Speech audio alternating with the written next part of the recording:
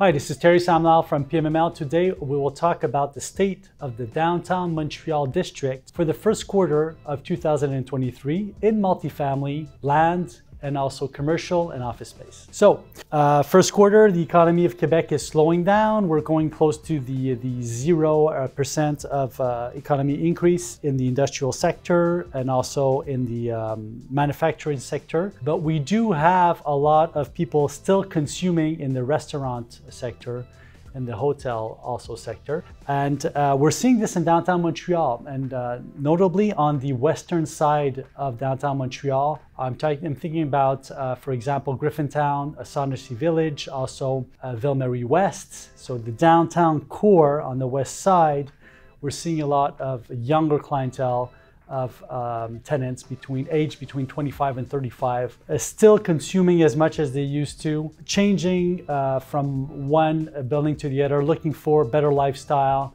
and looking to adapt their lifestyle adjusted to the salaries that they're making right now in the market. And that tenant base is consuming a lot, and this is what's permitting to maintain rents in downtown Montreal.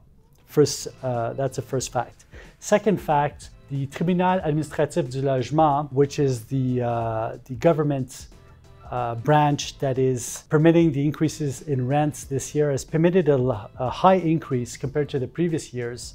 And that has a pretty big impact when you're talking about, for example, rents of $2,000 in average per month, and you put an increase of 5%, that's a drastic increase on the rents compared, for example, to something on the east side where the average rent is, say, 800 or 850, and you're adding 5% on that. The capacity to increase your net income is lesser right now in the eastern part of Montreal. That's not to say that eastern part was not going to be highly developed in the close future, and this is what I'm going to be talking about in a few minutes. First of all, let's go see two major sales that took place on the western part of Montreal, and this is typical for the western part. My first sale is a 22-story concrete asset, very large units, concrete balconies. The main floor is commercial, located very, very close to the Concordia University. It's a typical asset which is usually sold in the western part of Montreal. And it's an asset that's very interesting to purchase because the average price per door in this case is about $180,000 per door. So it's an asset that went for about $29 million. Considering all the renos to be done in the asset to value add it to something that's going to be much more interesting for the market in the future, either for a resale, because we're seeing these buildings being transacted from hand to hand over time. So that's one strategy. The second strategy is to build that value add enough to get a large equity takeout over a period of about 5 to 10 years, which is usually the case if I'm comparing to other transactions that took place in the center part of Montreal over the last year. So that's one transaction. A second transaction, that was on St. Mark Street, by the way. Second transaction on Lincoln, which is a combination of two buildings that were sold. One smaller asset that went for about $415,000 per door, and one larger asset that went for about $150,000 per door. So there's probably a fiscal play here between two assets being sold at the same time. But basically, it's an average which is really interesting considering that it's really close to a subway station, walking distance, and it's at the axis of three different sectors. So Ville-Marie West, which is downtown Montreal, you have Sanaa Village, and you also have Griffintown. So it's right smack in the middle of all of that. And that's where the lifestyle is at its maximum right now. Of course, there's hyper-densification that's taking place in that area. I have an example, for example, on Mackay Street, which is an area where it is low density right now, but the developer bought a old parking lot that he completely repositioned. And right now we have an asset that's being built of about 10 stories and a half, 10 stories with a mezzanine, so say 11 stories. And the developer got an authorization from the city for, first of all, not to have commercial in this building, which is not usually the case in that area because the main floor is commercial for all of that district. And also hyperdensification by going 11 stories high in an area where the average asset is 4 stories high. Very interesting to see that although the zoning and the usage authorized by the city right now in that area on paper is lower density, the city is permitting for certain addresses hyperdensification. And we're going to be seeing this, which is completely natural for a city like Montreal, which is developing to develop the downtown Montreal. So if you have pieces of land which are lower densification in that area, give it a try to optimize the site and then demolish the asset that's there if it's not patrimonial, and just vertically build in that area.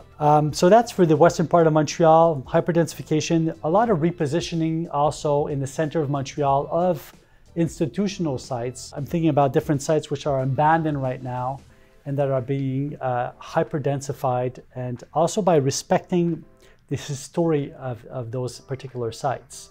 I'm thinking about two different sites. One initial hospital, old hospital that was in Montreal that is not used anymore, that is going to be repositioned, always by respecting what the site was in the past as far as its vocation. We're trying to keep that, and also trying to keep the historic part of the site. So certain parts of buildings are going to be demolished, other parts are going to be kept to keep that historic point of view and that coherence with the historic part of the old Montreal, for example, and keeping museum sites and archaeological sites also available to the public, and also integrating that into newer construction. That's what's going to be done in the next few years. So these older sites being repositioned. A few years back, we had the Concordia site also, where the university was, that used to belong to indirectly to the Vatican, and that was basically sold and repositioned by the Concordia University by reusing the site and optimizing its use. Stay tuned for the change of the skyline in Montreal based on that. Always a lot of construction taking place in Griffintown, downtown Montreal, hyperdensification of sites as I explained earlier. Now, if we go to the eastern part of Montreal, there's urbanism plans to redevelop a whole district which is located between Sherbrooke Street, the St. Lawrence River, to the east Fulham, which is very close to the Jacques-Cartier Bridge, Papineau, for example, and on the western side, St. Hubert. All that site is going to be hyper-densified. That's where we have the old Radio-Canada sites, where we're building right now towers, which are being built right now of low densification compared to Toronto, but still very, very important compared to Montreal. We have the redevelopment of the Molson site. We have the Préval site also. And we have that whole district, which is going to be that slope in buildings going all the way up to keep a good point of view on the mountain and also on the old port of Montreal. So that's being done right now. And if we go to continue going towards the east, we have hyperdensification taking place about 2 to 3 kilometers out, and on the close to the Olympic Stadium right now. A lot of larger assets, towers being built there.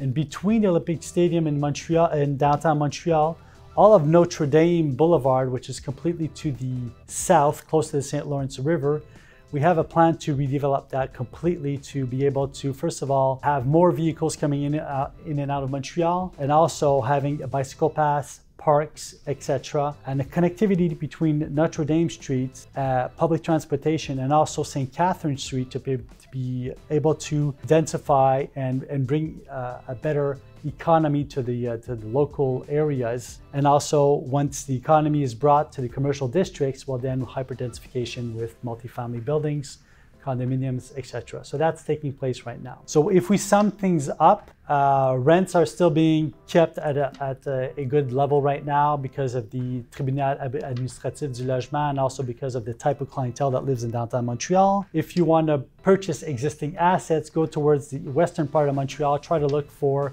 sites to hyperdensify, or again, existing concrete assets, what's left over basically and what has not been yet purchased. Also, if you want to make money on the long term, go towards the eastern part of Montreal, which is going to be hyperdensified. Go check out the urbanism plans that are available on the different internet sites of the City of Montreal to see exactly where we're going to be densifying. One thing is for sure is if you're staying close to a subway station or close to downtown Montreal or close to a major asset that belongs to the city and that has a certain lifestyle to it. For example, everything that has to do with the Olympic Stadium area, that's an area that you're going to be able to pick up on value over time, making sure that your assets are going to be able to be developed vertically. Stay in touch. We'll talk to you next time with the state of the downtown Montreal area.